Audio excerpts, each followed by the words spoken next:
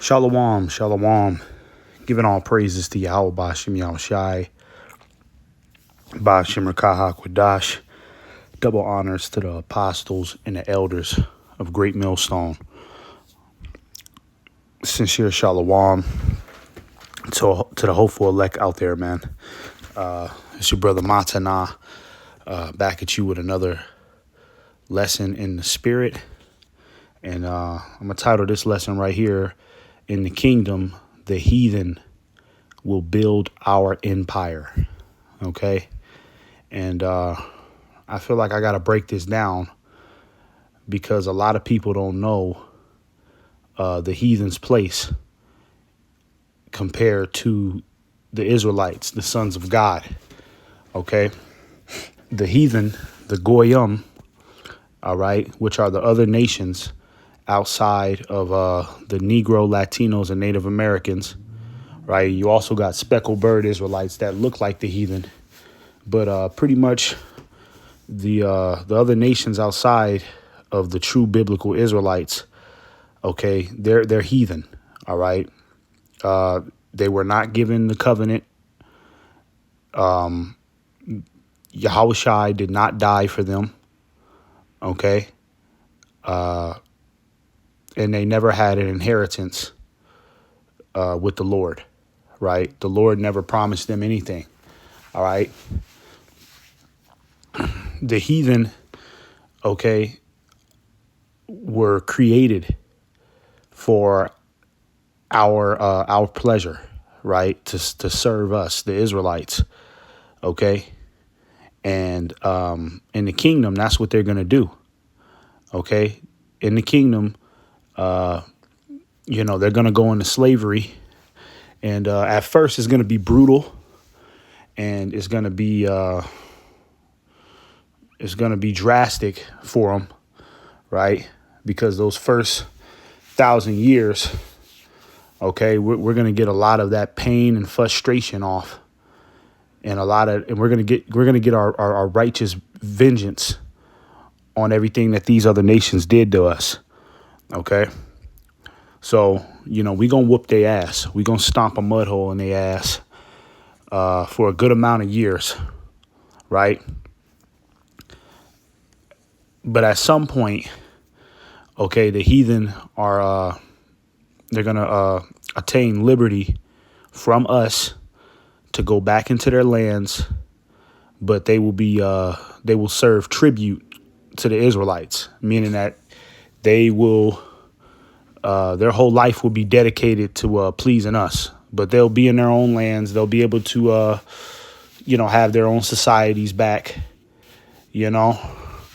but they're going to have to pay taxes to us, and anything we tell them, that's going to be law. So we'll have ultimate dominion over their lives. All right. That's how it's going to go down in the kingdom.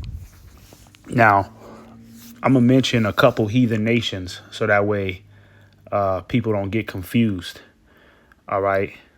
Oh, and when I said the heathen are going to go back into their land, right, and they're going to get their societies up and running again, but they'll pay taxes to us. When I said that part, I'm talking about every other heathen except Esau, okay? Esau, Edom will be eradicated off the earth, all right? He's going to be exterminated. He's the only heathen that is going to be a no tolerance policy for, he's not going to inherit any land, right? Because he never had his own land. He's been a vagabond since the beginning of time. So Esau will be exterminated. Okay. He's, after that 1,000-year period, Esau is going to be done away with completely. We're going to round all of them up and, we're going to end their existence. All right. Because that's what they deserve. All right. Because they're the seed of the devil. And if you give them space and opportunity like we would the other heathen, they'll pretty much, go on a rampage and introduce sin and wickedness into the earth again. So they got to go. All right. Now, let me get back to what I was saying. The heathen nations, okay, just to be clear, consist of Esau, Edom, right, which is the Caucasians, right? And like I said, you have speckled birds that look like Esau, but they're really Israelites. So I'm not talking about them. I'm talking about the Caucasian bloodline, okay? Esau, Edom, all right? You have the Ammonites, which are the Japanese. You have the Moabites, which are the Chinese. You have the Hamites, which are the Africans. You have the Ishmaelites, which are the Middle Eastern. You have the Elamites, which are the East Indians, the Iranians and all that shit, right?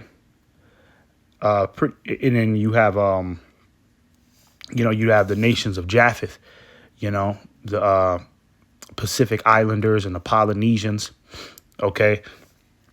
All of those nations are going to, they're going to come under us in the kingdom, okay? And they're going to build our empire, all right? Because in this society, we had to build their empires, right? America was built off of the backs of Israelite slaves, right? You still got Jake building America today, right? Creating new, basically constructing new buildings and, designing this country, to what it is today, Look at the so-called Mexicans, the tribe of Issachar, right? They're responsible for probably 90% of the infrastructure that's going on today in America. So the Israelites built all of these societies that these heathens are living comfortably in. We built that for their ass, right? When you even go to, Egypt, right? You go to Egypt and you got the pyramids. Okay, the Israelites built that. All right, the Israelites built that, and it don't say that we built the pyramids in the book of Exodus, but it does tell you how the Pharaoh made the Israelites serve hard bondage with rigor, and I believe it talks about like brick and mortar, and that's what those pyramids are. It's brick and mortar. So we built them pyramids. That's out there in the land of Egypt, right? So we build all of these societies, and these heathens have pretty much just put their patent on it, and they made no account of our labors, like the scriptures say, and they took advantage of our talents and our abilities, right? But in the kingdom of heaven, when the Lord rises us up, that's gonna flip. You see, the heathen are gonna build our kingdom, okay? And we're going to live comfortably off of the backs and the labor that they put in to make our kingdom great. All right. So let's go ahead and get some scriptures, because I don't want to make this lesson too long. Let's get Isaiah 60 and let's start at let's see, somewhere I want to start, man. Here we go. Let's get at Isaiah 60 and verse 10. I'm going to start at 10. It says, "And the sons of strangers shall build up thy walls, and their kings shall minister unto thee." Now, when it's talking about the strangers, who is that talking about? That's talking about the heathen nations. Okay, it says that they're going to build up our walls, right? Meaning that they're going to be responsible for the buildings, the castles, right? The brick and mortar of our kingdom, right? They're going to put in the hard labor to get that job done, right? We're not going to really have to lift a finger when it comes down to the infrastructure of the kingdom. But we're probably gonna, we're more than likely gonna be the brains behind the operation. You know what I'm saying? Because we're gonna want our kingdom designed a particular way, so we're gonna be the brains of it, and we're going to give them instructions on what to do. But as far as the heavy lifting, that's going to be all of them, right? That responsibility is going to be in their hands. All right. It says, for in my wrath I smote thee, but in my favor have I had mercy on thee. Therefore thy gates shall be open continually. They shall not shut day nor night. Okay. And what that's ultimately talking about, that's talking about the heathen are going to be bringing us gifts on a day-to-day basis, right? Because like I said, in the kingdom, their lives are going to be dedicated to the Israelites, right? So let's just say, for instance, you got a Ammonite, a Japanese man. He dives underwater and he finds a precious stone, right? A stone that glows underwater, right? A stone that glows in the dark, and he found it underwater.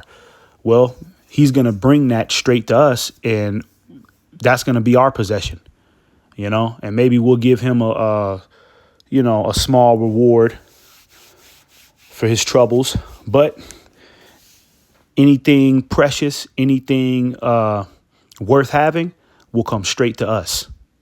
All right. So it's going to be pretty much every day, heathen, dropping precious possessions at our feet, all of the heathen here you go, my Lord, I found this. Here you go, my Lord, I found this. Here you go, my Lord, I found that. This is what I found in the land of Africa. This is what I found in Australia. This is what I found deep in the Russian mountains. You see? So that's what it's talking about when it says our gates are going to be open continually. All right. Meaning that, the market of, the heathen, giving us their goods, that's going to happen all day long. All right. So in the kingdom, we're going to be mega rich, right? We're going to be far more rich than Bill Gates and all of these devils that are billionaires and trillionaires. OK, we're going to be far more rich than that because we're going to have the entire earth giving us everything our hearts desire. It says that men may bring unto thee the forces of the Gentiles and that their kings may be brought. OK, now let's go down to 14. This is Isaiah 60 and 14. It says, the sons also of them that afflicted thee shall come bending unto thee. OK, and that's talking about the heathen. All right, because they afflicted us. All right.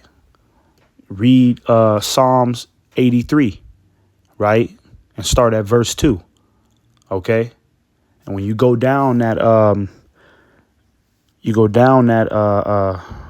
that chapter. OK, you go down that chapter of Psalms 83.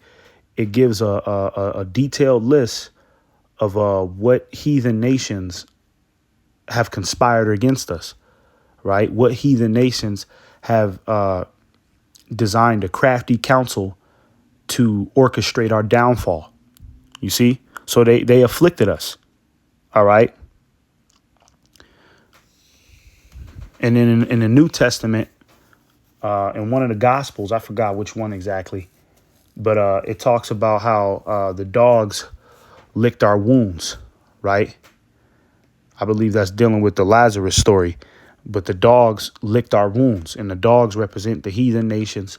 And by licking our wounds, meaning that they ultimately kicked us while we was down, right? Because our nation right now was wounded and confused.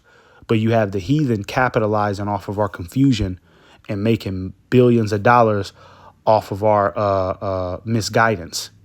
You see? So those heathens are going to come bending down. They're going to come bending the knee. All right. And we're going to have dominance over them. OK, we will be the lawgivers. All right. Through Yahweh Ba'ashem Yahushai, we will tell them when to wake up. Right. We will tell them what to eat, what to wear. how to think, how to talk. Their lives will be in our hands. Okay, so that's what that's talking about. It says, and all they that despise thee shall bow themselves down at the soles of thy feet, and they shall call thee the city of the Lord, the Zion of the Holy One of Israel. You see? Okay.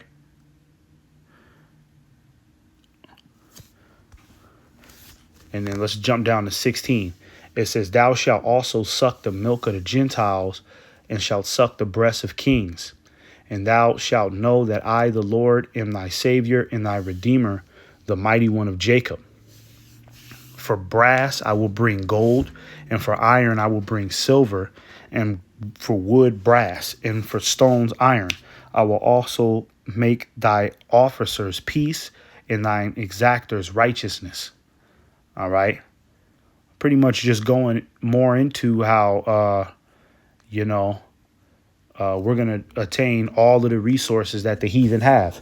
So, the heathen, right, are sitting on all types of resources, gold that they got backed up somewhere in a vault, plants that they have access to, all types of things that the heathen, and when I say the heathen in this context right here, I'm talking about the global elites, right? The elites of the heathen nations. Those individuals, okay, they have access to all sorts of resources that they don't allow the public to use or see. You see? So in the kingdom, we're going to have access to all of that. They're going to have to cough all of that up. Okay. And they're going to have to give it to us. All right. And that's how we're going to foundate our kingdom. Right. Off of the resources that we take back from the heathen, because really these resources and everything on this earth belongs to us. It belongs to the Israelites. Right. The Lord created the earth for our sakes. All right. It's just that right now, the Israelites were on punishment right now. But, that punishment is getting ready to be fulfilled. And we're getting ready to be risen up to be God's kings and priests. So when that time comes, OK, we're going to hijack everything that the heathen own. All right. And that's going to be the foundation of our wealth. OK. Everything that the heathen own, everything that they find, okay, will come straight to us. No exceptions. Let's get this real quick. This is Joel 2 and verse 24. Is this Joel 2? Yeah, this is Joel 2 and 24. It says, and the floors shall be full of wheat, and the vats shall overflow with wine and oil. All right. It says, and I will restore to you the years that the locusts have eaten, the cankerworm and the caterpillar and the palmer worm, my great army which I sent among you. That's talking about the heathen. Okay, the locust, the cankerworm, the caterpillar, right? Because the heathen have taken all of our resources, all of our traditions and customs, all right, and they destroyed it, okay, and used it for their own benefit. So, okay, the Lord said he's going to restore everything that we lost. All right. And the heathen, they have access to a lot of the things that we lost. So they're going to have to give that right back to us and more. Okay. They're going to have to give that back to us, everything that they took, and they're going to have to add more. They're going to have to add interest on top of that for being assholes. Right. And afflicting us for all of these years and keeping us in a low condition. All right. A lot of the heathen are going to be sorrowful for everything that they did to us. So it's going to be like a guilt factor to where they feel obligated, and they don't have a choice. It don't matter what they feel, but they're going to feel obligated to give us all of the resources, right?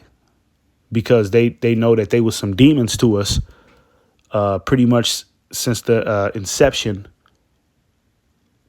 of our life on this planet. You see, this is verse 26. It says, "And ye shall eat in plenty and be satisfied, and praise the name of the Lord your God that hath dealt wondrously with you, and my people shall never be ashamed." Okay. So I just wanted to prove a quick point that the heathen are going to be responsible for building our empire. Okay. And yes, they will be in slavery. Okay. For a lot of you sensitive ass niggas out there that want to save the white man.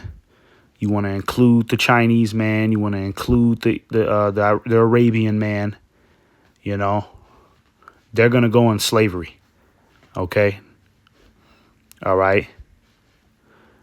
They're going, they're going in captivity. All right. And it's rightfully so.